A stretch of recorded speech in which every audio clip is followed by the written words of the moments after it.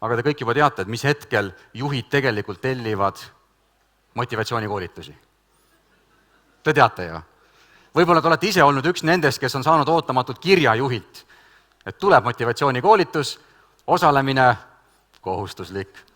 Ja halvemal juhul, uskuda või mitte, oli juhte, kes ütlesid, ma ise ei tule, sest et mul on motivatsiooniga kõik korras, et tee nemad korda, tee niimoodi, et nad tulevad tagasi natukene motiveeritumalt, kui nad praegu on.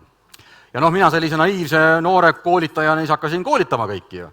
Aga mis siis välja tuli, oli see, et kui ma rääkisin ja kohtusin nende inimestega, tuli välja, et kõigile töö meeldib. Mul ei ole üldse motivatsiooniga probleemi, mulle täiega töö meeldib. Ja ma küsin, miks te siis siin olete? Ei tea, juht saatis. Ma küsin, miks juht saatis? Ma ei tea, talle tundub, et meil ei ole motivatsiooni, aga meile tundub, et talle endal on mingid probleemid. Ma ütlesin, okei, mis probleemid on siis? Ta ei tee seda ja teeb seda ja ta võiks seda rohkem küsida ja võiks nendele asjadele rohkem tähelepanu pöörata ja kui see muutus selliseks normiks, siis ma hakkasin soovitama juhtidele, et okei, teeme enne seda motivatsioonikoolitust väikse küsitluse.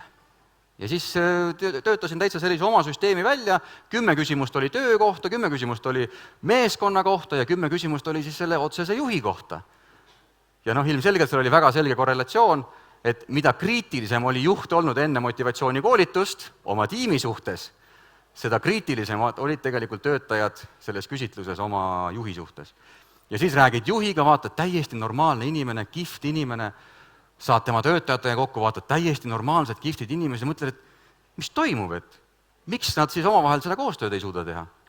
Ja saingi aru, et tegelikult tihtilugu siis töötajate ja juhtide vahele lihtsalt on kujunenud selline psühholoogiline barjäär, mis hoiab kinni teatud laadi infot, inimesed ei julge rääkida, juhid ei söanda küsida, rääkida ja siis püütakse üksteist mõista, aga lahendus oleks arvatavasti selles, et saame kokku ja räägime nendest asjadest. Ja vot seeläbi ma jõudsin sellest motivatsioonikoolitusest meeskonnakoolitusteni, hakkasin ütlema, saame meeskonnana kokku ja sealt edasi jõudsin siis mingil hetkel ka juhtimiskoolitusteni, kuna mida rohkem kohtusin, seda rohkem nägin neid kohti, mida tegelikult juhid saaksid väga-väga kergelt parandada. See oli lihtsalt ettevõtmise küsimus, aga teiselt poolt ka paljud sellised liidritüüpi juhtimisvõtted on nii abstraktsed, et ma lihtsalt püüdsin siis välja pakkuda mingeid praktilisi asju, et okei, tee üks kord, ma ei tea, nädalas seda, tee 2 korda kuus seda ja seeläbi siis sündiski selline programm, nagu täna on tunnustav juhtimine.